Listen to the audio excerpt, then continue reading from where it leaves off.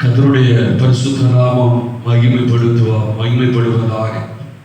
சங்கீதங்களின் புஸ்தகம் 90வது சங்கீதம் 15வது வசனத்தை வாசிக்கலாம். சங்கீதம் 90:15. அந்த வேத பகுதிகள் முடிக்கும் போது இறுதி பகுதியில் சொல்லுது, எங்களை மகிழ்ச்சியாக்க. முழுவதும் வாசிப்போம். தேவரீர் எங்களை சிறுமைப்படுத்தின நாட்களுக்கும் நாங்கள் துன்பத்தை கண்ட வருஷங்களுக்கும் சரியாய் எங்களை மகிழ்ச்சியாக்கும். இது ஒரு ஜெபமாக மோசேயினால் எழுதப்பட்டதாக அதனுடைய தலைப்பு சொல்லுகிறது. மோசேயின் தேவ மனுஷனாகிய மோசேயின் ஜெபம் என்று அந்த 90ஆம் சங்கீதத்திற்கு தலைப்பிடப்பட்டிருக்கிறது. இந்த வேத பகுதிகளில் எங்களை மகிழ்ச்சியாக்கும். உங்களுடைய ஜெபம் எங்களை திருப்தியாக்கும், மகிழ்ச்சியாக்கும். திருப்தி அடைந்த மனிதனே மகிழ்ச்சியாக இருக்க முடியும். நீதிமொழிகளின் புஸ்தகம் 30வது அதிகாரத்தில் சொல்றது, திருப்தி அடையாதவை 3 உண்டு. போதும் என்று சொல்லாத 4 உண்டு. அந்த வலது பக்கத்தின் வலது ஓரம் திருப்தி அடையாதவைகள் 3 உண்டு, திருப்தி அடையாதவைகள் 4 உண்டு. அது பாதாளமும் மலட்டு கற்பும். தா தா வாசிங்களே. தா தா என்கிற 2 குமாரத்திகள் அட்டைக்கு உண்டு. திருப்தி அடையாத 3 உண்டு. திருப்தி அடையாத 3 உண்டு. போதும் என்று சொல்லாத 4 உண்டு. போதும் என்று சொல்லாத 4 உண்டு. அவையான பாதாளமும் மலட்டு கற்பமும் தண்ணீரால் திருப்தி அடையாத நிலமும் போதும் என்று சொல்லாத அக்கினியுமே. இந்த 4 காரியமும் ஒரு காலம் திருப்தி அடைவதில்லை. பூமியில எத்தனை தண்ணியை ஊத்தினாலும் அது வாங்கி கொண்டே இருக்கிறது, திருப்தி அடைகிறதே இல்லை. மனித மனங்களும் திருப்தி அடையாத மனங்கள். எந்த மனிதன் திருப்தி அடைகிறானோ அவனுடைய வாழ்க்கை மகிழ்ச்சியாக இருக்கும். திருப்தியற்ற மனிதனோ அல்லது மனுஷியோ அவங்க வாழ்க்கையில ஏக்கங்களும் தவிப்புகளும் சஞ்சலங்களும் இருக்கும். திருப்தி அடைந்த வாழ்வை வேதாகமம் நமக்கு வழிகாட்டுகிறது. நம்முடைய திருப்தி அடைந்த வாழ்வுக்கு நம்மை வழி நடத்துகிறது வேதம். வாசிக்கலாம். 1 தீமோத்தேயுக்கு எழுதின புஸ்தகம் 6வது அதிகாரத்துல திருப்தியை குறித்து வேதாகமம் சொல்கிறது. திருப்தி அடைந்த மனநிலையில அப்போஸ்தலனாகிய பவுல் தீமோத்தேயுக்கு எழுதும் போது சொல்லுகிறார். 6வது வசனத்தை வாசிப்போம். 6:6. போதும் என்கிற மனதுடனே கூடிய தேவ பக்தியே மிகுந்த ஆதாயம். போதும் என்கிற மனதுடனே கூடிய தேவ பக்தியே மிகுந்த ஆதாயம்.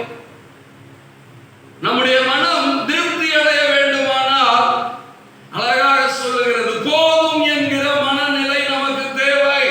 போதும் என்கிற மனநிலை எப்போது வருகிறதோ அப்போது அந்த மனிதன் திருப்தி அடைந்தவனாக காணப்படுகிறான். ஏன்னா உலகத்திலே நாம் ஒன்றும் கொண்டு வந்த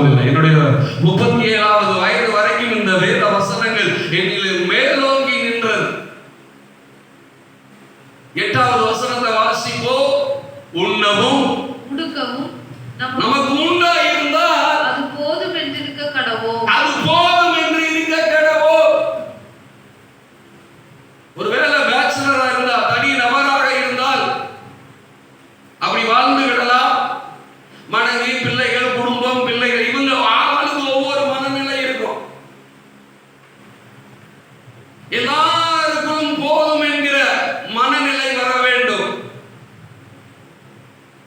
போதும் என்கிற மனநிலை வரும்போதுதான் திருப்தி அடைந்த வாழ்வு. மனிதன் இன்றைக்கு திருப்தி செய்யாத பொருளுக்காக நம்முடைய சம்பாத்தியங்களை செலவழிக்கிறோம். நமக்கு தந்திருக்கிற மண்ணின் வாழ்வின் இந்த வாழ்வின் அநேக நேரங்கள் நம்முடைய வாழ்க்கையின் பெரும் பகுதி காலங்கள் நம்மை திருப்தி செய்யாத பொருளுக்காக செலவழித்துக் கொண்டிருக்கிறோம்.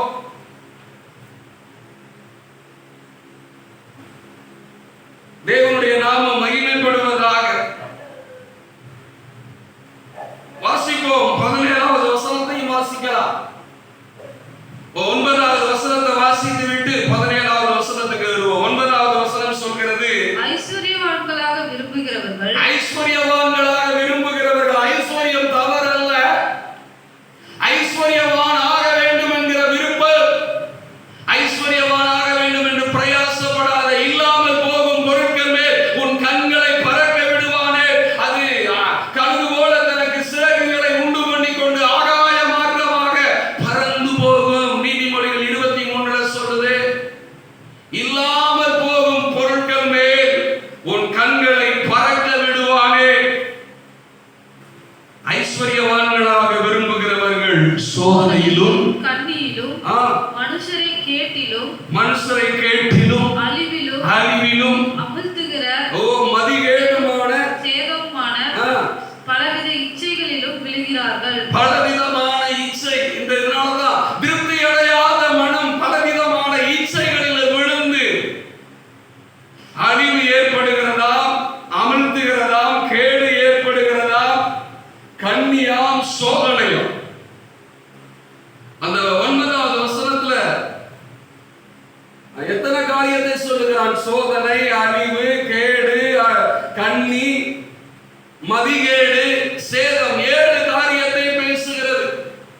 7 விதமான அழிவுகள், சேதாரங்கள், இழப்புகளை இந்த வேத பகுதி சொல்லுது. 8வது சொல்லி பலவிதமான இச்சைகளிலே நம்மை அமிழ்த்துகிறது என்று சொல்லுகிறது. திருப்தி அடையாத மனம் கடைசியில அது இச்சையில், பலவித இச்சைகளில் விழுகிறது. இச்சை என்கிற இந்த வார்த்தைக்கு ஒரு தமிழ் புலவர் அல்லது அதுல ஒரு தமிழ் ஆசிரியராக பணிபுரிந்த ஒரு தேவ மனிதர் அவர் சொன்னார், இழிவான ஆசை.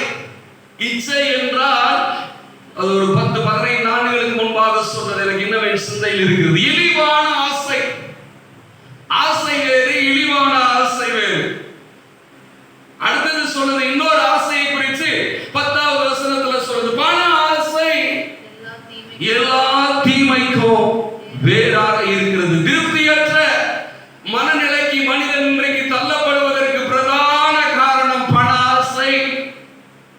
அது ஆவிக்குரிய தலைவர்களாக இருக்கலாம், மத தலைவர்களாக இருக்கலாம், அரசியல் தலைவர்களாக இருக்கலாம், மண்ணிலே பிறந்திருக்கிற சாதாரண மனிதன் கொண்டு மகா கோமானாக பெரும் குடிமகனாக இருக்கிற முதல் குடிமகன் முதல் கடைக்குடி மகன் வரைக்கும் இன்றைக்கு எல்லா மனிதனுடைய மனதையும் பண ஆசை நிறைத்து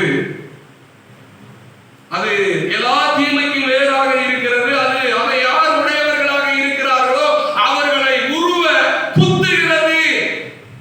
ஒருவேளை எல்லா வசதி வாய்ப்புகளும் இருக்கலாம், ஆனால் அவங்க மனம் திருப்தியற்ற நிலையில, வெறுமையாக்கப்பட்ட நிலையில, சுதந்திரமாக செயல்பட முடியாத நிலையில அவங்க சம்பாதித்து வைத்திருக்கிற பொருட்கள் அவங்களை கட்டி வைத்திருக்கிறது. அநேக வேதனைகளினால்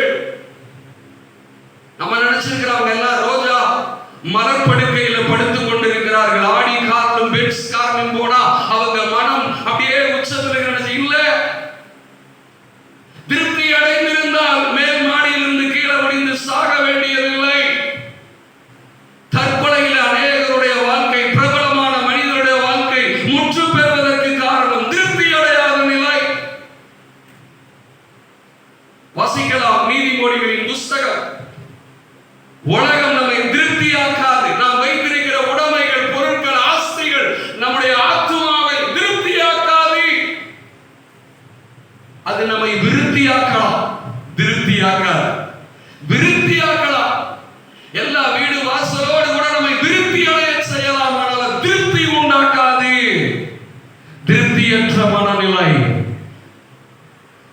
போதும் என்று சொல்லாத அக்கினியும் நீரும் நிலமும், தா தா என்கிற குமாரத்திகள் அட்டைக்கு உண்டு. போதும் என்று சொல்லாத. நீதிமொழிகள் 1வது அதிகாரத்தில் வேதம் தீர்க்கமாக சொல்லுகிறது, பொருளாசை உள்ளவர்களுடைய உயிரை அது வாங்குமா. 1ஆம் அதிகாரத்தின் வலது பக்கத்தில் பாருங்க, வலது பக்கத்தின் வலது ஓரத்தில் ஒரு வசனம் சொல்லும், பொருளாசை உள்ளவருடைய எல்லாருடைய முடிவும் இப்படியாக இருக்கிறது, அது தன்னுடையவருடைய உயிரை வாங்கும். வாசிங்க 19வது வசனம். பொருளாசை உள்ள எல்லாருடைய வழியும் இதுவே, இது தன்னுடையவர்களின் உயிரை வாங்கும். ஆமா, மனிதன் இன்றைக்கு எப்படி சம்பாதிக்க முயற்சிக்கிறோம்? இன்றைக்கு இருக்கிற விஞ்ஞான உலகத்தில் ஏராளமான சம்பாத்தியங்கள். கடந்த நூற்றாண்டுகளில் அல்லது கடந்த 10-20 ஆண்டுகளுக்கு முன்பாக நம்முடைய பெற்றோர் நமக்கு முன் தலைமுறையினர் சம்பாதித்தை காட்டிலும் ஏராளமான சம்பாத்தியங்கள், வருமானம் நிறைந்த நாட்கள். ஸ்தோத்திரம், ஆண்டவருக்கு நன்றி செலுத்துவோம். அந்த வசனங்கள் 10லிருந்தே சொல்லுது, விலை உயர்ந்த பொருட்களை கண்டடைவோ. 13வது வசனம், கொள்ளை பொருளினால் நம்முடைய வீடுகளை நிரப்புவோ. எங்களோடு கூட பங்காளியாயிரு, பார்ட்னராயிரு. நம்ம எல்லாருக்கும் ஒரே பேக், ஒரே கால், ஒரே பை. அதை தான் சொல்றது, எல்லாம் நம்ம எல்லாருக்கும் ஒரே பை இருக்கும் என்று அவர்கள் சொல்லுவார்கள். இன்னைக்கு ஒரே கார்டு, ஒரே பேக், ஒரே பை. என் மகனே, நீர் அவருடைய வழியில் நடவாமல் உன் காலை அவர்கள் பாதைக்கு விளக்குவாயாக. அப்படியெல்லாம் சொல்லிட்டு தான் சொல்லுது. இவர்களோ தங்கள் இரத்தத்திற்கே பதிவிருக்கிறார்கள், தங்கள் பிராணனுக்கே ஒளி வைத்திருக்கிறார்கள். யாராம்? பொருளாசை உள்ள எல்லாருடைய வழியும் இதுவே, அது பொருளாசை உள்ள மனிதனுடைய உயிரை வாங்கும். இந்த நல்ல நாள் வேதாகமம் நம்மை எது திருப்தி செய்கிறது? திருப்தி, எங்களை திருப்தியாக்கும். அந்த 90ஆம் சங்கீதத்தின் 14வது வசனத்தை வாசிக்கலாம். நாங்கள் எங்கள் வாழ்நாள் எல்லாம், நானும் நீங்களும், ஒரு கிறிஸ்து ஆண்டவரால் மீட்கப்பட்ட திருச்சபை மக்களாகிய நானும் நீங்களும், கர்த்தருடையவர்களாகிய நானும் நீங்களும் கலிகூர்ந்து மகிழும்படி காலையிலே எங்களை நமது கிருபையால் திருப்தியாக்கும். ஆமென். தேவனுடைய கிருபை நம்மை திருப்தியாக்க வேண்டும். அதனாலதான் ஒரு பாட்டு பாடுறோம், இன்னும் தேவை உம்முடைய கிருபை தாரும், தம் கிருபை பெரிதல்லோ என் ஜீவனிலும். அதே சங்கீதக்காரன் சொல்லுகிறான், ஜீவனை பார்க்கிலும் ஆண்டவரே உம்முடைய கிருபை நல்லது. எங்க இருந்து சொல்லுகிறான்? அரண்மனையின் மெத்தையிலிருந்து, மாடி வீட்டில் அரண்மனையில் இருக்கிற தன்னுடைய மெத்தை கட்டிலிருந்து சொல்லவில்லை, வனாந்திரத்தில் இருந்து பாடும்போது சொல்லுகிறான். தாவீது தன்னுடைய எஜமானனாகிய சவுலுக்கு பயந்து ஓடுகிறான் வனாந்திரத்தில், தன்னுடைய பிள்ளையாகிய அப்சலோமுக்கு பயந்து வனாந்திரத்தில் ஓடுகிறான். வனாந்திரத்தில், யூதாவின் வனாந்திரத்தில் இருக்கும்போது அவன் பாடின சங்கீதம் 63 வாசிப்போமே. அங்க வேதாகமம் சொல்லுகிறது, என் ஜீவனை பார்க்கில் ஆண்டவரே உம்முடைய கிருபை நல்லது. ஜீவனை பார்க்கிலும் உமது கிருபை நல்லது. ஆமென். தேவனுடைய கிருபையை சார்ந்த மனிதன் நானும் நீங்களும். தாவீது தேவனுடைய கிருபையை சார்ந்தது போல தேவ கிருபையை நானும் சார்ந்து நீங்களும் வாழ தேவன் அருள் தருவாராக. கிருபையை சார்ந்த மனிதன் யாரெல்லாம் தேவ கிருபையை சார்ந்து செயல்படுகிறார்களோ அவங்க வாழ்க்கை திருப்தி அடையும். பணத்தை சார்ந்து வாழ்கிற மனிதனுடைய வாழ்க்கை திருப்தி அடையாது. பதவியை சார்ந்து வாழ்கிற மனிதனுடைய வாழ்க்கை திருப்தி அடையாது. பட்டத்தை, பதவியை அல்லது உலக ஆஸ்திகளை, அறிவு, ஆற்றல், விஞ்ஞானத்தை சார்ந்து வாழ்கிற மனிதனுடைய வாழ்க்கை திருப்தி அடையாது. ஆனால் தேவ கிருபையை எந்த ஒரு மனிதன் சார்ந்து வாழ்கிறானோ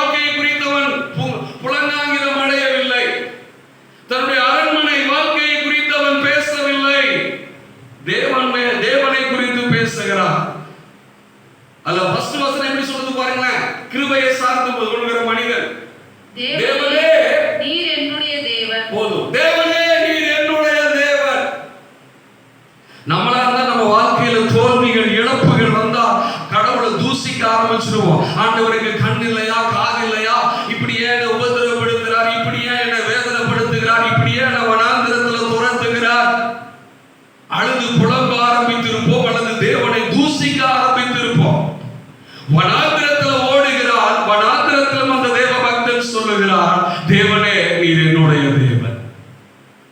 சங்கீதம் 71 அந்த மனிதன் ஆகாக சொல்லுகிறார், சிறு வயது முதல் நீர் என் நம்பிக்கையாக இருந்தீர். கோலியாத்துக்கு முன்பாக நிற்கும் போதும் ஆண்டவரே அவன் தேவனையே சார்ந்திருந்தான், தேவ கிருபையே சார்ந்திருந்தான். அவனுடைய தன்னுடைய வாழ்க்கையில வெற்றிகள் வரும்போது கொண்டாட்டத்தைக்குரியவனாக மாத்திர அல்ல, ஒரு சிங்கத்தையோ ஒரு கரடியையோ ஒரு பிச்சு கிழிச்சு எறியும் போது அல்லது கோலியாத்துக்கு முன்பாக நிற்கும் போது அவனை மேற்கொள்ளும் போது அப்போது அவன் இருதயம் களி கூறுகிறது போல அவன் வனாந்திரத்தில் ஓடும் போது தேவன் நீர் என்னுடைய தேவன் என்று சொல்ல.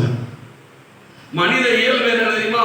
வாழ்க்கையில உச்சமா இருந்தா ஆண்டவருக்கு சோத்திரம் செலுத்துவோம், கீழ்நிலைக்கு போனால் ஆண்டவரை மனிதன் தூசிக்க ஆரம்பித்து விடுவார்.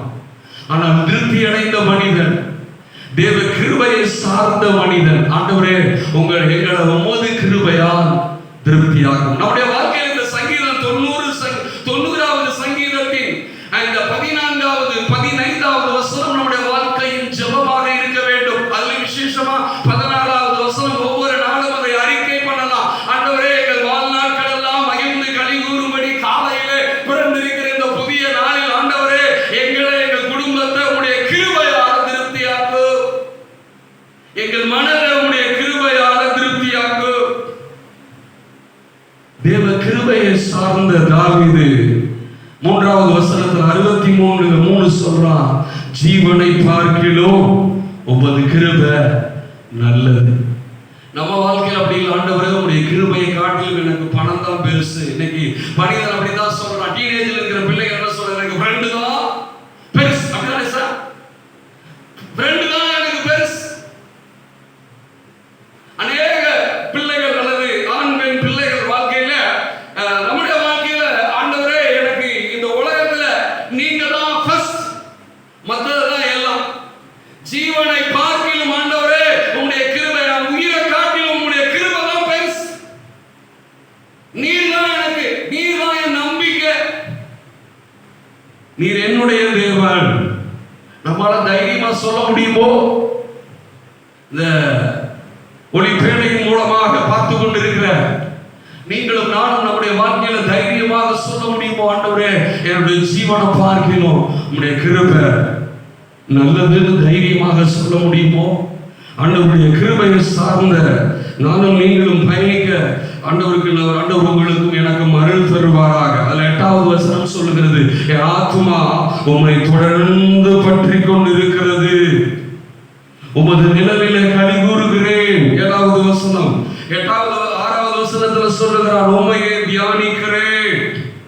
பாட்டெல்லாம் பாடுறோம். ஆனந்த களிப்புள்ள உதடுகளால் உம்மை போற்றி புகழுகிறேன். இந்த 63வது சங்கீதத்தை மையமாக வைத்துத்தான் அந்த பாடல் இயற்றப்பட்டிருக்கிறது. ஆத்துமா திருப்தியாகும், என் வாய் ஆனந்த களிப்புள்ள உதடுகளால் உம்மை போற்றும். அப்படியா போல் நம்முடைய உள்ளம் ஆனந்த களிப்புள்ள தேவ கிருபையை எந்த ஒரு மனிதன் சார்ந்திருக்கிறானோ, கிருபையால திருப்தியாக்கப்பட்ட மனிதனுடைய உதடுகள் ஆனந்த களிப்புள்ளதாக மாறிவிடும்.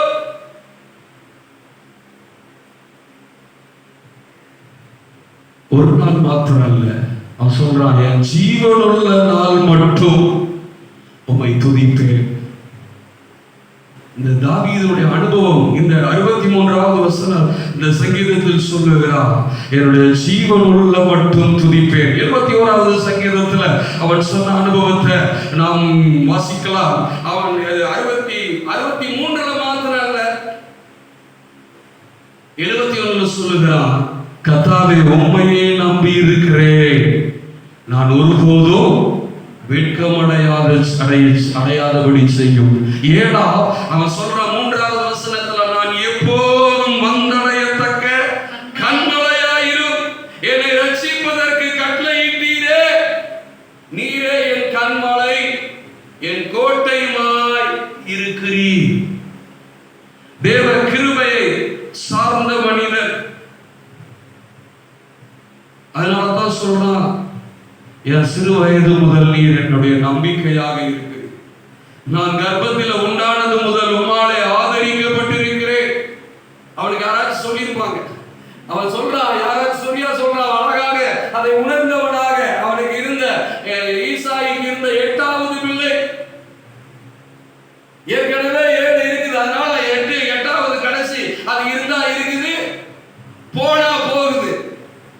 இப்ப நம்ம ஒரு பிள்ளைய 2 பிள்ளைய வச்சிருக்கிறவங்கள கண்ணும் கருத்துமா பார்க்கிறோம். அந்த காலத்துல 10 16 பெற்றவர்கள் எல்லாம் அது இருந்தா இருக்குது, கடவுள் அதுக்கு உசுர ஆயுசுனால கொடுத்தா இருக்குது, இல்லாட்டி போனா போகுது. ஏற்கனவே ஏது இருக்குது, கொண்டு போய் கல்லறையில் அடக்கம் பண்ணியிருப்பான்.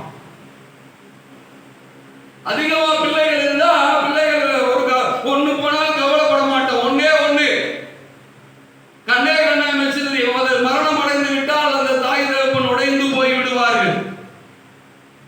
போன தலைமுறை வரைக்கும் ஏராளமான பிள்ளைகள். பக்கத்துல ஒரு வீட்டுல 10 பிள்ளை, 10வது பிறக்கிற பிள்ளைக்கு இந்த ஊர்ல பாக்கியசாமி, பாக்கியநாதன், பாக்கியவேரி, பாக்கியராணி, பாக்கியம் அப்படின்னு பெயரிடுவாங்க 10வது நபருக்கு. 8வது பிறந்தா எட்வர்ட், அப்படி ஒரு அண்ணா 8வது பிறந்தாலும் பேரு எட்டு தான் அவருக்கு பேரு எட்வர்ட்.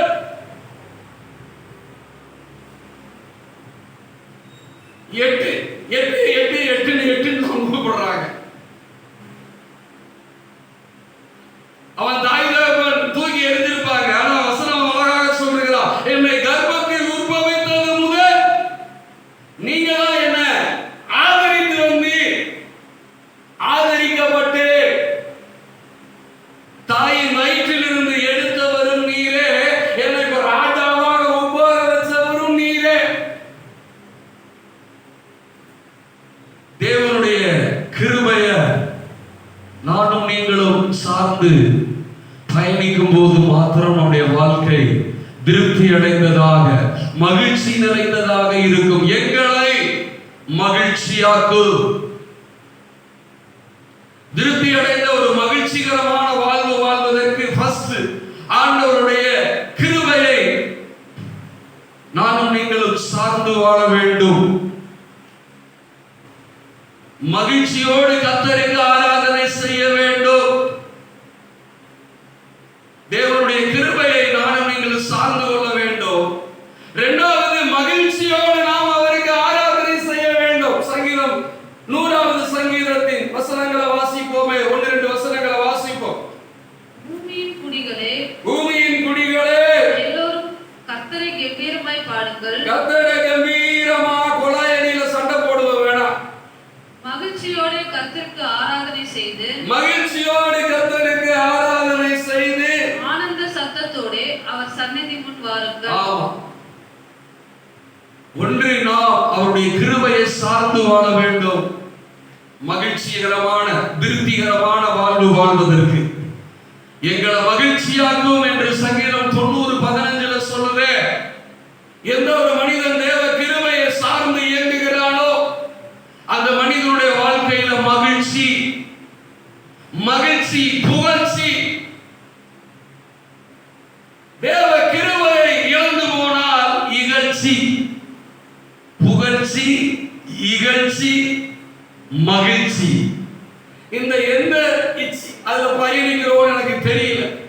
மகிழ்ச்சியில பயணிக்கிறோமா, தேவ புகழ்ச்சியில பயணிக்கிறோமா, அல்லது இகழ்ச்சியில பயணிக்கிறோமா? நீதிமொழிகளில் ஒரு புஸ்தகத்தில் ஒரு அதிகாரத்தில் 15ஆம் அதிகாரம் என்று நினைக்கிறேன். பாவமோ எந்த ஜனத்துக்கும் இகழ்ச்சி, நீதி ஜனத்தை உயர்த்தும். பாவமோ எந்த ஜனத்துக்கும் இகழ்ச்சி என்று ஒரு பகுதியில் சொல்லும். நீதி ஜனத்தை உயர்த்தும். பாவமோ எந்த ஜனத்துக்கும் இகழ்ச்சி என்று அந்த வார்த்தை ஒரு அதிகாரத்தில் வேதம் பதிவு செய்யப்பட்டிருக்கிறது. ஒரு வலது பக்கத்துல வரும், வலது பக்கத்தில் வலது ஓரத்தில் அந்த வசனம் பதிவு செய்யப்பட்டிருக்கும். பாவமோ எந்த ஜனத்துக்கும் இகழ்ச்சி என்கிற வார்த்தை. இந்த நல்ல நாளில் ஆண்டவரே, 14வது அதிகாரம் 34வது வசனம் வாசிங்க. நீதிமொழிகள் 14:34. நீதி ஜனத்தை உயர்த்தும். நீதி ஜனத்தை உயர்த்தும். பாவமோ எந்த ஜனத்துக்கும் இகழ்ச்சி. மகிழ்ச்சி, இகழ்ச்சி ஏற்படுகிறது. பாவம் மகிழ்ச்சியை தராது. பாவம் ஒரு மனிதனுக்கு பாவம் செய்கிற ஆணோ அல்லது பெண்ணோ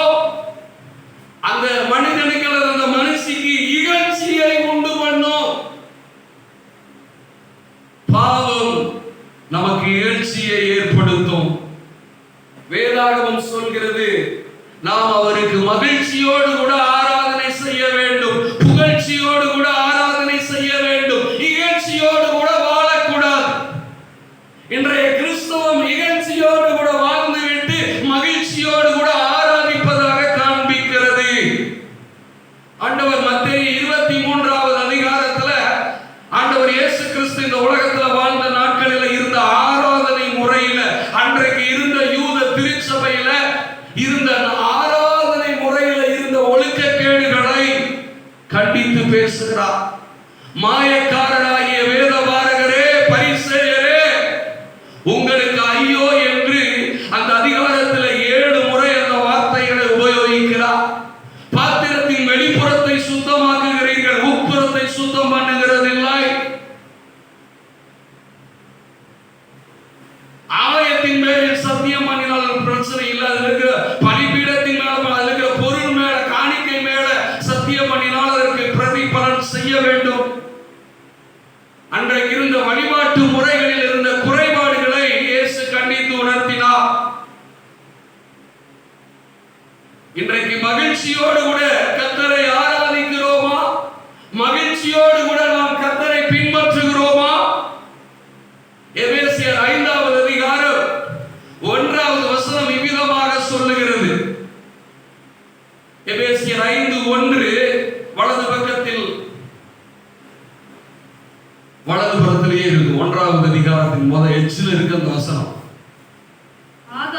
ஆதலால் நீங்கள் பிரியமான பிள்ளைகளைப் போல தேவனை பின்பற்றுகிறவர்களாகி, போதும், பிரியமான பிள்ளையை போல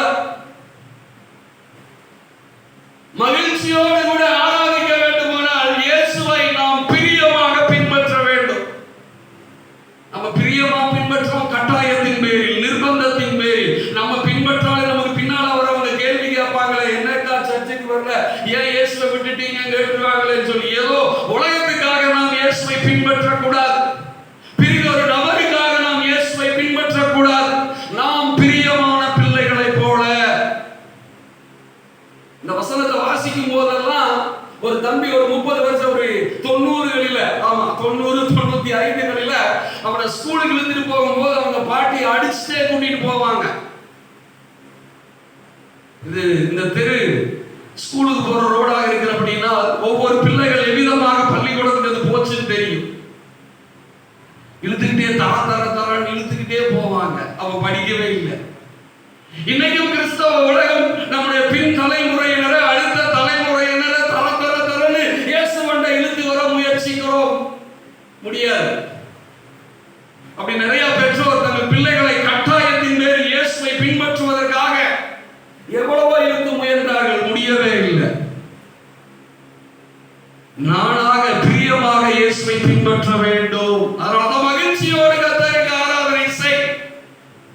ஏதோ சடங்காச்சாரமாக ஆண்டவர் இயேசு சொல்றார், என் பின்னே வரக்கிறவன் ஒருவன் என் பின்னே வர விரும்பினால் தன்னை தானே வெறுத்து தன் சிலுவை எடுத்துக்கொண்டு என்னை பின்பற்ற கடவன். இயேசுவுக்கு பக்த கோடிகள் தேவையில்லை, பக்தி முயற்சிகள் தேவையில்லை. இயேசுவை நானும் நீங்களும் பின்பற்றுவதற்காக அழைக்கப்பட்டிருக்கிறோம். மகிழ்ச்சியோடு கூட அவரை பின்பற்றுகிறோமா? மகிழ்ச்சியோடு கூட நாம் அவரை சேவிக்கிறோமா? ஆண்டவர் இயேசு 70 பேர் அவரை விட்டு போய்விடுகிறார்கள். இது கடினமான உபதேசம், யார் இவைகளை பின்பற்றக்கூடும் என்று சொல்லி போய்விடுகிறார்கள். இந்த 12 பேரையும் பார்த்து ஆண்டவர் இயேசு கேட்கிறார், நீங்களும் போய்விட மனதா இருக்கிறீர்களோ? அது ஒருத்தன் சொல்ற, ஆண்டவரே நாங்க யாரிடம் போவோம்? ஜீவ வாழ்வு தருகிற வார்த்தை உம்மிடத்தில் அல்லவா இருக்கிறது, நித்திய ஜீவ வசனங்கள் உம்மிடத்தில் அல்லவா இருக்கிறது. நாம் மகிழ்ச்சியோடு கூட கர்த்தரை சேவிக்க வேண்டும், மகிழ்ச்சியோடு கூட கர்த்தருக்கு ஆராதனை செய்ய வேண்டும். எபேசியர் 5:1 சொன்னது போல அவருக்கு பிரியமான பிள்ளைகளைப் போல நாம் அவரை பின்தொடர வேண்டும், மகிழ்ச்சியோடு கூட அவரை பின்தொடர வேண்டும்.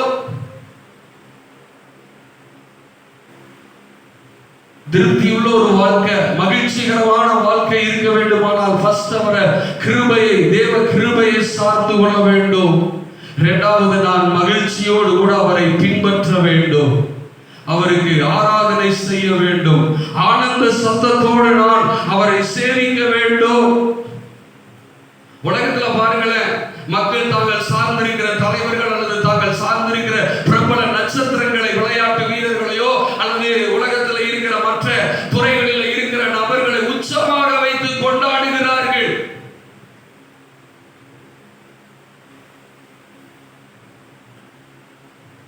ரெண்டு நாளைக்கு முன்னால 2 குடிகாரங்க மதுபான பிரியர்கள் வந்திருந்தார்கள். பின்னால வச்சு பேசல. அதுல ஒருத்தர் சொல்றார், தலைமுடியை பார்த்து அப்படி ஒருத்தருடைய பேரை சொல்லி அவரோட ரசிகரா நீங்கள் என்று கேட்டான். நான் சொன்னேன், அவன் என்ன பார்த்து வச்சான் அப்படின்னு. அவனுக்கு அவன் உடனே கோபம் வந்துருக்கு. அப்படி களை தூக்குறானே. சாதாரண ஒரு குடிகாரனே தன்னுடைய தலைவனை, தன்னுடைய ஹீரோவை கொண்டாடி கொண்டிருக்கிறான். மது போதையிலும் கொண்டாடுகிறான். மது போதையிலும் அவனை குறித்து தவறாக பேசிவிட்டால் கோபம் வருகிறது. உற்சவமாக வைத்த மனிதன் இன்னொரு மனிதனை கொண்டாடி கொண்டிருக்கிறான். நானும் நீங்களும் கர்த்தரை சேவிக்கிற மக்கள் மகிழ்ச்சியோடு கூட கர்த்தரை சேவிக்கிறோமா?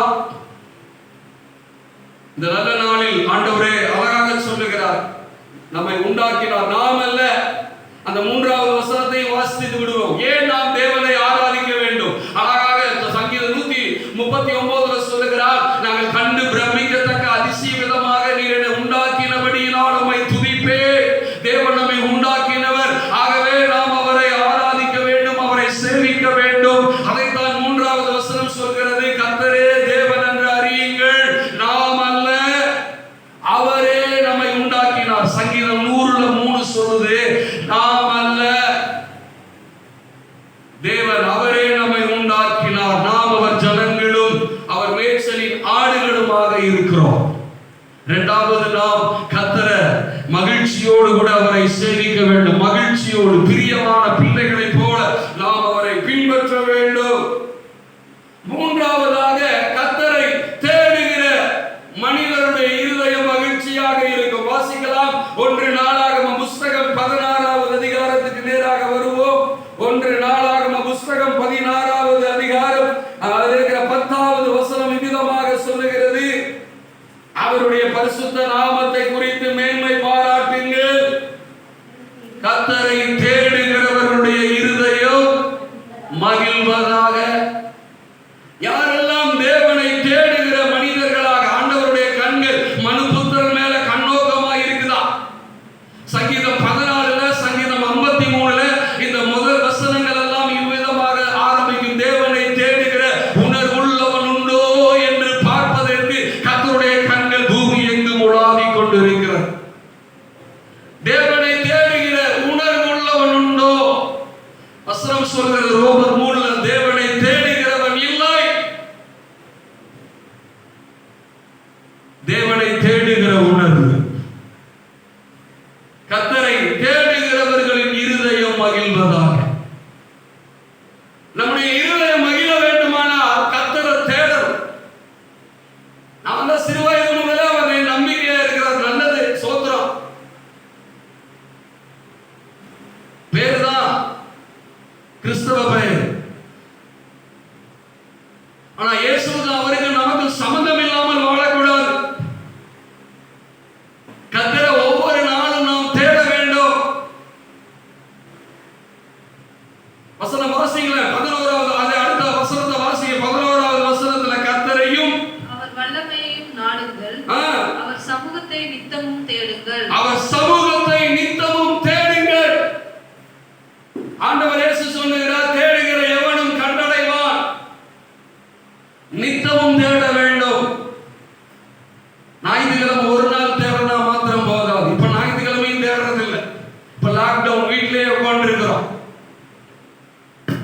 இந்த 7-6 மாதங்களாக எத்தனை நாள் கர்த்தரை தேடி இருப்போம்?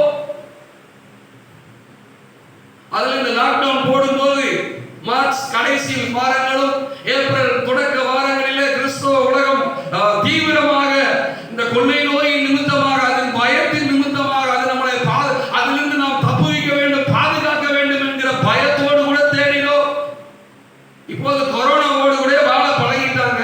அதனால கடவுள்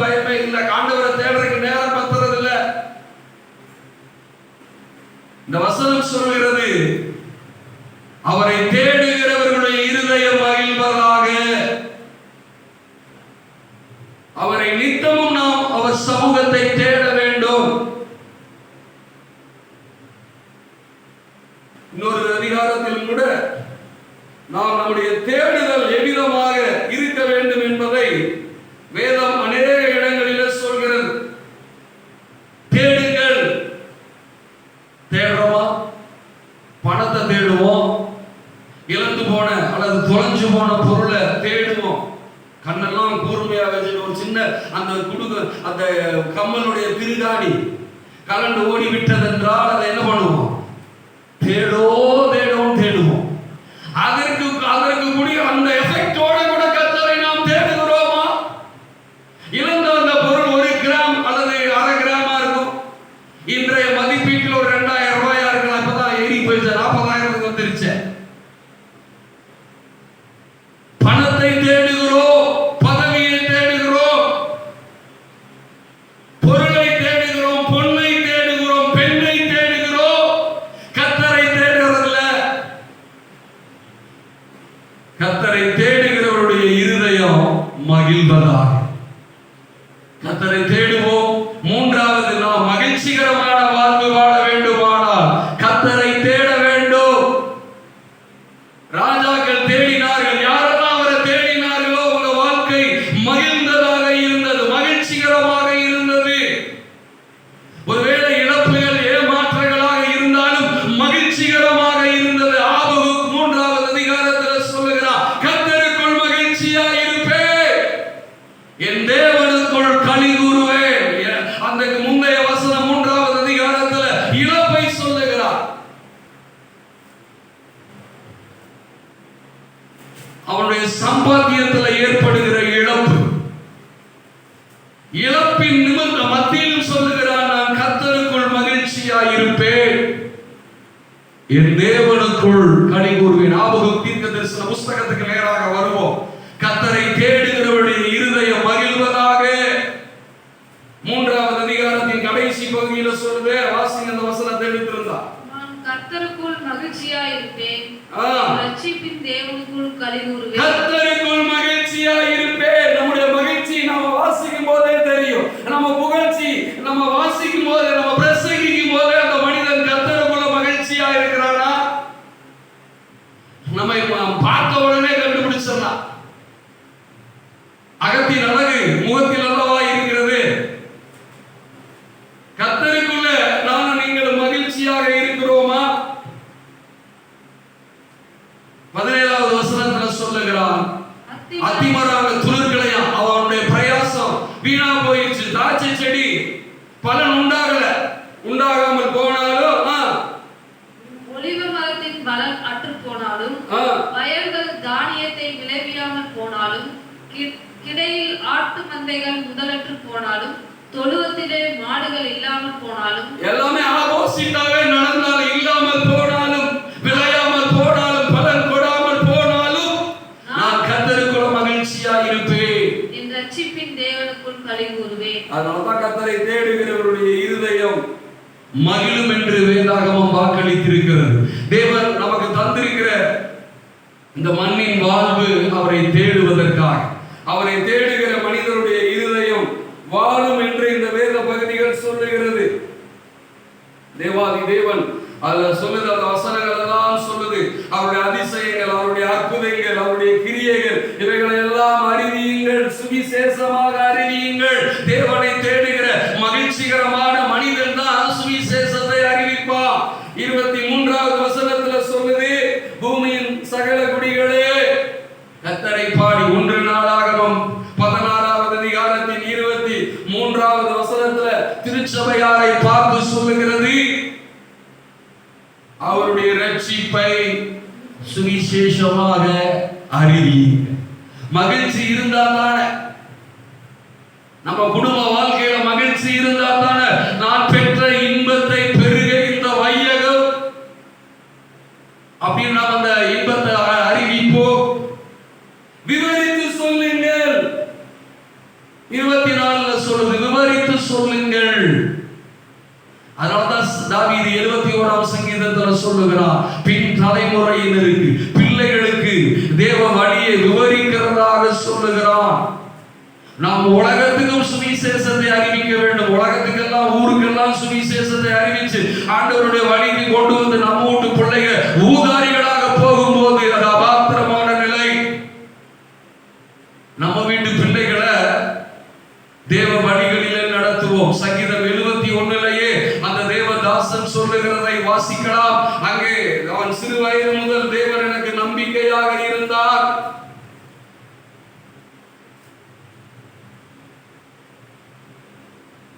வாசிப்போம். தேவனே 17வது வசனத்தை வாசிங்க. தேவனே என் சிறு வயது முதல் எனக்கு போதித்து வந்தீர், இதுவரைக்கும் உம்முடைய அதிசயங்களை அறிவித்து வந்தேன். இதுவரைக்கும் சுவிசேஷத்தை அறிவியுங்கள் என்று 1 நாளாகமம் 16:23 வாசித்தோம்.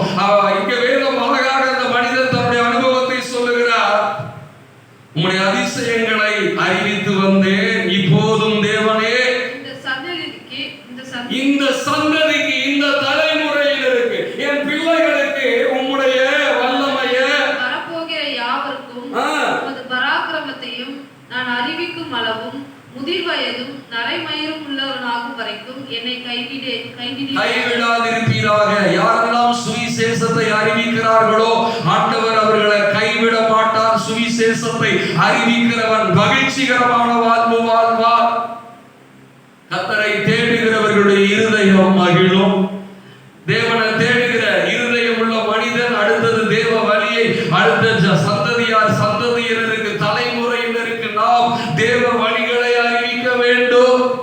நம்முடைய பின் சந்ததியார்கள் வசனம் சங்கீதம் 22 ஒரு கடைசி வசனம் சொல்லும், ஒரு சந்ததி அவரை சேவிக்கும், தலைமுறை தலைமுறைக்கும் அது ஆண்டவருடைய சந்ததி எனப்படும். நாம் நம்முடைய பிள்ளைகளுக்கு நம்முடைய அடுத்த சந்ததியினரை தேவ சந்ததியினராக தேவ மக்களாக அவர்களை உருவாக்க வேண்டிய பொறுப்பு திருச்சபையின் மக்களுக்கு பெற்றோருக்கு உண்டு. சங்கீதம் 78 அதை அழகாக சொல்லுகிறது.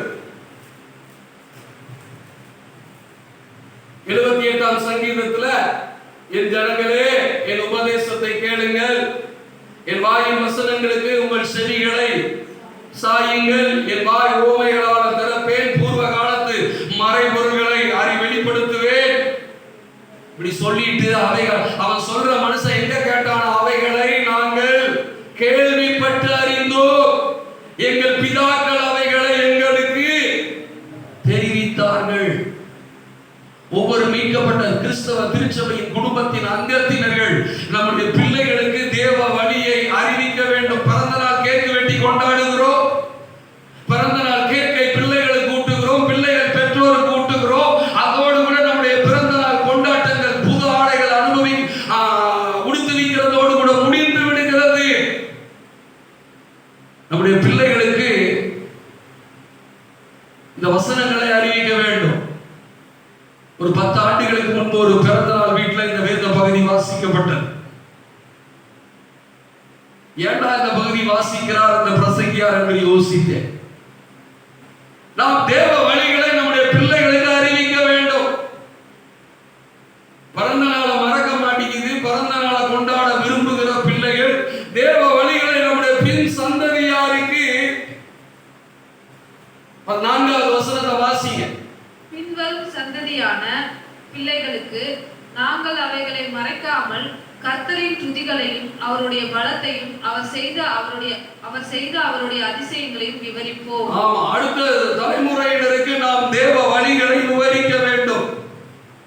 கர்த்தரை தேடுகிற மனிதன் தான் தன்னுடைய பிள்ளைகளின் பிள்ளை அடுத்த சந்ததியருக்கு வழி அறிவிக்க முடியும்.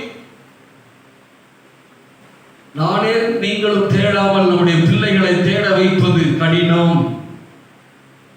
முதல்ல நான் தேடணும். அவன் அழகாக யோசுவா சொல்லுகிறான், என் வீட்டார கர்த்தரை சேவிக்க முயற்சிக்கல, நானும் என் வீட்டார் முதல் நான் கர்த்தரை சேவிக்க வேண்டும், கர்த்தரை பின்பற்ற வேண்டும், கர்த்தரை தேட வேண்டும். பிற்பாடு ஆட்டோமேட்டிக்கா என் பிள்ளைகள் நான் தேடுகிற நிலையை பார்த்து அவர்களே தேட ஆரம்பிச்சாங்க. அதை திணிக்க தேவையில்லை. இன்றைக்கு திணித்துக் கொண்டிருக்க முயற்சிக்கிறோம். நாம் அவர்களுக்கு முன்பாக மாதிரியாக அப்போஸ்தலனாகிய பவுல் தீமோத்தேயுவுக்கு எழுதுகிறார், நீ விசுவாசிகளுக்கு மாதிரியாயிரு. நாம் நம்முடைய பிள்ளைகளுக்கு மாதிரியாக உதாரணமாக வாழும்போது பிள்ளைகள் வாழ்க்கை பாதித்து அது ஆட்டோமேட்டிக்கா தேவ வழிகளுக்கு அவர்களாகவே வந்து விடுவார்கள். இந்த நல்ல நாளில் இந்த 78வது சங்கீதம் சொல்லுகிறது போல நாம் நம்முடைய பின் சந்ததியாருக்கு தேவ வழிகளை அறிவிப்போம். கர்த்தரை தேடுகிற மனிதனுடைய இருதயம் வாழும். ஆண்டவர் நல்லவர். தேவனை தேடுகிற இருதயம் நமக்கு தேவை. இருக்குதான்னு கேட்டா இருதயம் எல்லாத்துக்குமே இருக்குது. இருதயமே இல்லாத மனிதர் யாருமே இல்லை. எல்லா உறுப்புகள் இருக்கிறது போல நம்முடைய உள் பகுதியில இருதயம் கண்டிப்பா இருக்குது. ஆனால் தேவனை தேடுகிற இருதயம் தான் இல்லை. நம்முடைய இருதயத்துல எல்லாத்துக்கும் இடம் இருக்குது. ஆனால் தேவ காரியத்தை, ஆண்டவர் காரியத்தை தேடுகிறதுக்கான வாய்ப்பை மட்டும் மனிதன் தர மறுத்து விடுகிறான். எந்த மனிதன் தேவனை தேடுகிறதற்கு தன்னுடைய இருதயத்தை திறந்து கொடுக்கிறானோ அந்த மனிதனுடைய உள்ளத்தில் தேவன் வாசம் பண்ணுகிறார். அதைத்தான் வெளிப்படுத்தும் புஸ்தகத்தில் சொல்றது, இதோ வாசற்படியில் நின்று கதவை தட்டுகிறேன். ஒருவனின் சத்தத்தை கேட்டு கதவை திறந்தால் நான் அவனுக்குள்ள சென்று அவனோடு கூட போஜனம் பண்ணுவேன். அதனாலதான் இயேசு மத்தேயு 11வது அதிகாரம் 28வது வசனத்தில் சொல்கிறார், வருத்தப்பட்டு பாரம் சுமக்கிறவர்களே நீங்கள் எல்லாரும் என்னிடத்துல வாருங்கள், வலுக்கட்டாயமாய் யாரையும் ஆண்டவர் இழுக்கல, வாருங்கள் என்று அறைகூவல் விடுகிறார். யாரெல்லாம் அந்த அழைப்புக்கு செவி கொடுக்கிறார்களோ அவர்களுடைய வாழ்க்கையில மகிழ்ச்சி. தேவனை தேடுகிற இருதயம் மகிழ்வதாக. கர்த்தரை கண்டடையத்தக்க சமயத்தில் நானும் நீங்களும் தேட வேண்டும் என்று ஒன்னொரு தீர்க்க தரிசன புஸ்தகத்தில் சொல்லுது. ஏராளமான சமயம் இந்த லாக்டவுன்ல ஏராளமான நாட்கள்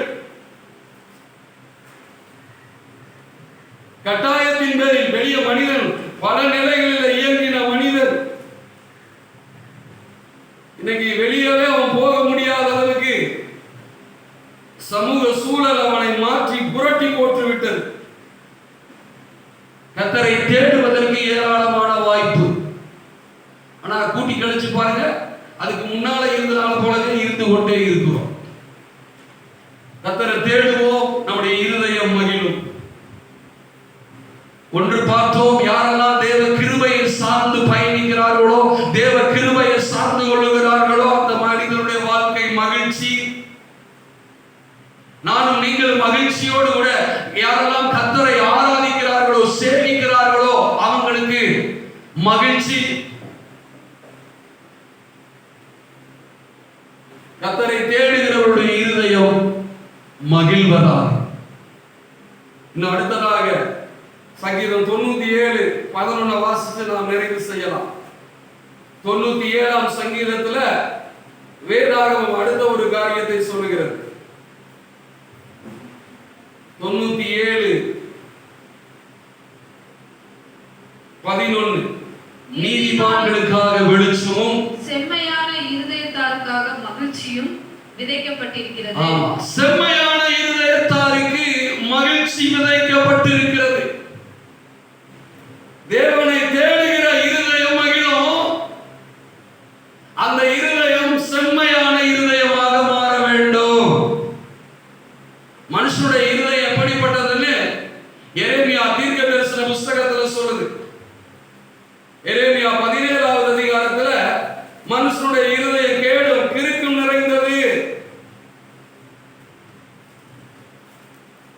எல்லாவற்றை பார்க்கிலும் இருதயம் திருக்குள்ளது, கிறுக்குள்ளது. அது திருக்குள்ளது மகா கேடுள்ளதுமாய் இருக்கிறது. நம்ம ஊர் பாசையில சொல்லணும்னா கிறுக்கு, திருக்குள்ளது போட்டிருக்குது. நம்ம லோக்கல் லாங்குவேஜ்ல சொல்லணும்னா கிறுக்கு. சொல்ற வேண்டாம், உனக்கு கிறுக்கா பிடிச்சிருக்குது. கிறுக்கு எங்க பிடிக்கும்? நம்ம மைண்ட்ல தான் கிறுக்கு பிடிக்கும். இருதயம் கிறுக்குள்ளது, திருக்குள்ளது அல்லது கிறுக்குள்ளது, அது கேடு நிறைந்தது. ஆனால் வாசித்த சங்கீதம் 97 சொல்றது செம்மையானவருடைய இருதயம் மகிழும். அதனாலதான் ஒரு வசனம் சொல்லுது, அவன் இருதயத்தின் நினைவு எப்படி இருக்கிறதோ அப்படியே அவனும் இருக்கிறான். ஒரு டிராக்டர் வண்டியில எழுதி போட்டிருந்தான், எண்ணம் அழகானால் எல்லாம் அழகாகுமா. எங்க இல்ல, ஏதோ இன்னொரு பகுதியில் இருந்தா எழுதி, எண்ணம் அழகானால் அதை அழகாக நீதிமொழிகள் சொல்லிச்சு, அவன் இருதயத்தின் நினைவு எப்படி இருக்கிறதோ அப்படியே அவனும் இருக்கிறான். மனுஷனுடைய இருதயத்தின் நினைவு சிறு வயது தொடங்கி நித்தமும் பொல்லாங்கு நிறைந்தது.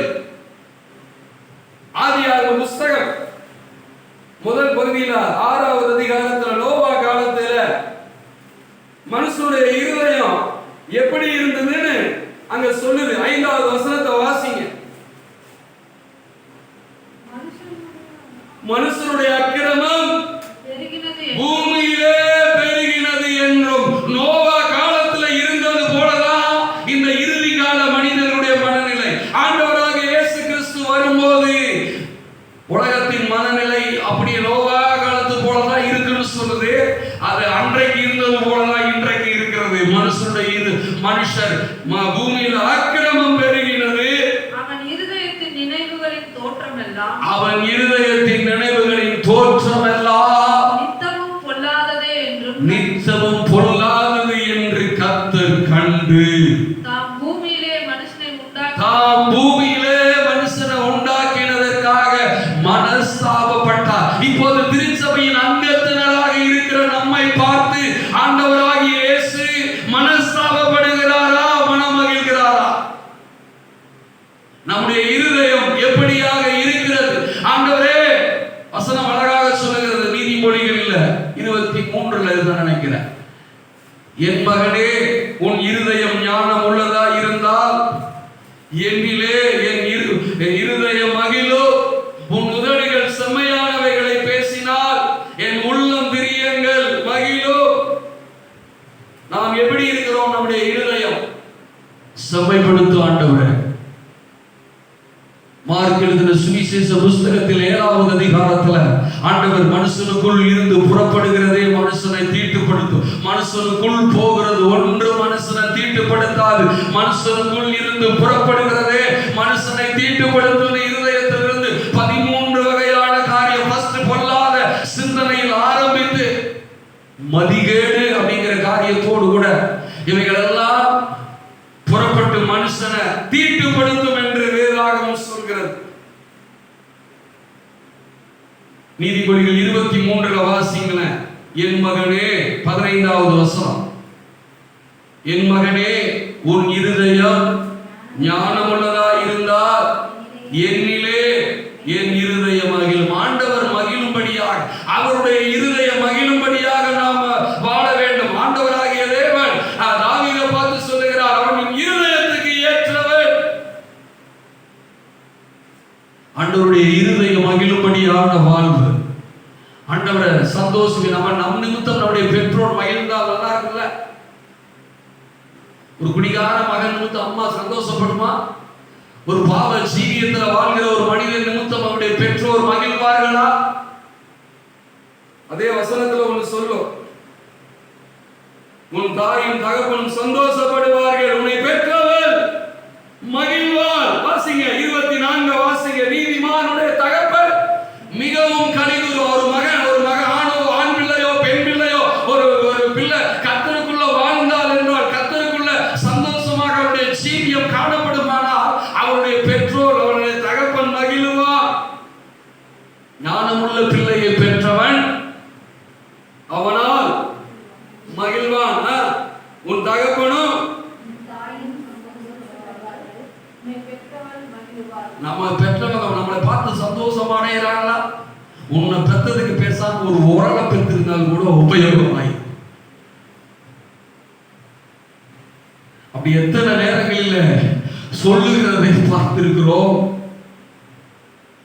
ஒரு வசனம் சொல்லுது, நீதிமொழிகளே தான் சொல்லும், மூடனுடைய தகப்பனுக்கு மிகுந்த சஞ்சலமா, மூட புத்திரனை பெறுகிறவன் தன் தகப்பனுக்கு சஞ்சலமாக இருக்கிறான்.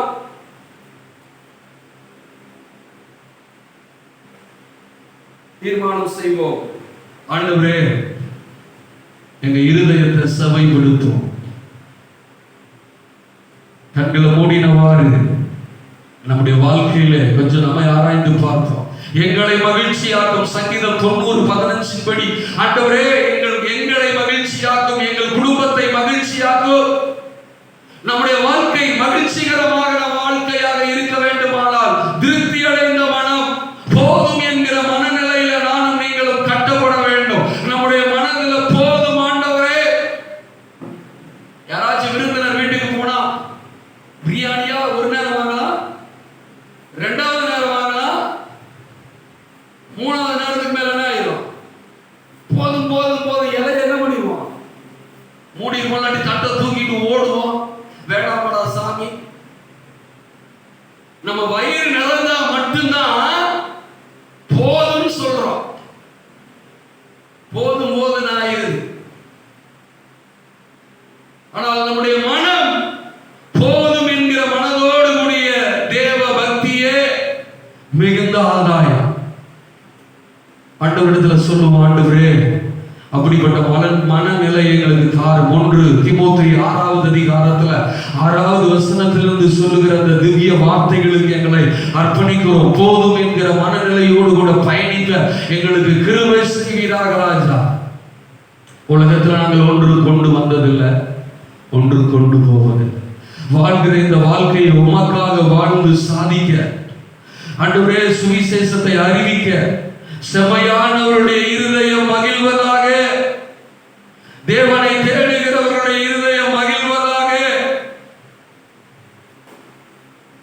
மகிழ்ச்சியோடு ஆண்டவரே நாங்கள் உம்மை பின்பற்ற வேண்டும்.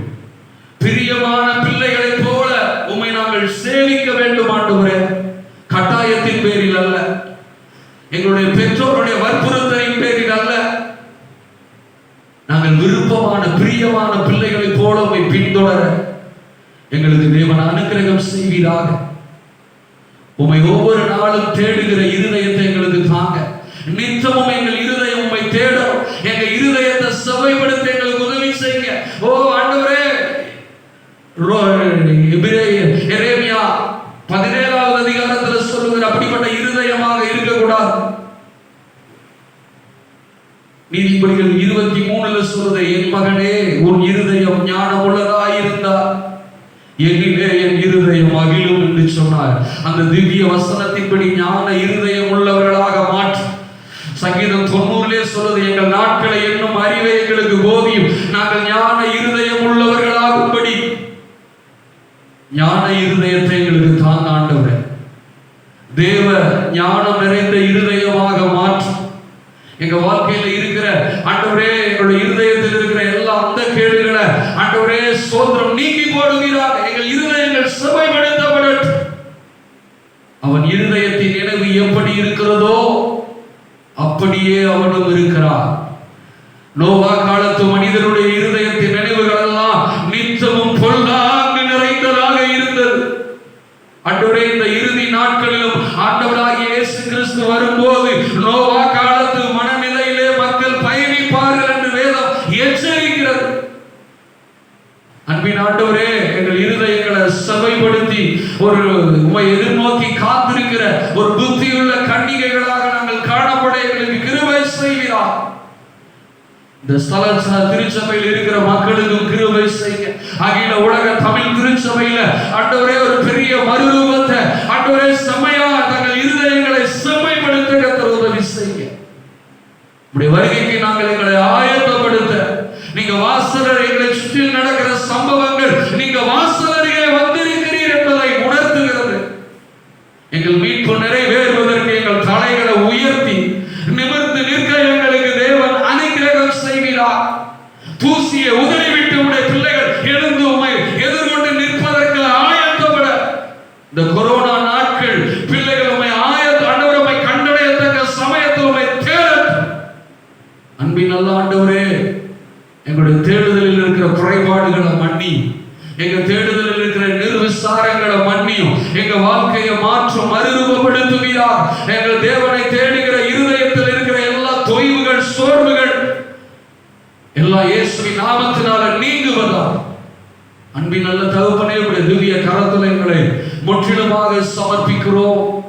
எங்களை மகிழ்ச்சியாக்கும் என்கிற சங்கீதம் 90:15 வசனத்திற்கு எங்களை அர்ப்பணிக்கிறோம். இந்த சத்திய வசனத்தை கேட்கிற பார்க்கிற ஒவ்வொரு நபருடைய வாழ்க்கையில மகிழ்ச்சி உண்டாவதாக. கர்த்தரால் மீட்கப்பட்டவர்கள் ஆனந்த கடிப்போடு கூட சீயோனுக்கு திரும்பி வருவார்கள். நித்திய மகிழ்ச்சி அவர்கள் தலையின் மேல இருக்கும். எங்கள் ஒவ்வொரு குடும்பங்களிலும் நித்திய மகிழ்ச்சி உண்டாயிருப்பதாக. நீ வைத்திருக்கிற அந்த நித்திய மகிழ்ச்சியை இந்த யுகத்துல, இந்த உலகத்துல குடும்பமாக அனுபவிப்பதற்கு தேவன் அனுக்கிரகம் செய்கிறார்.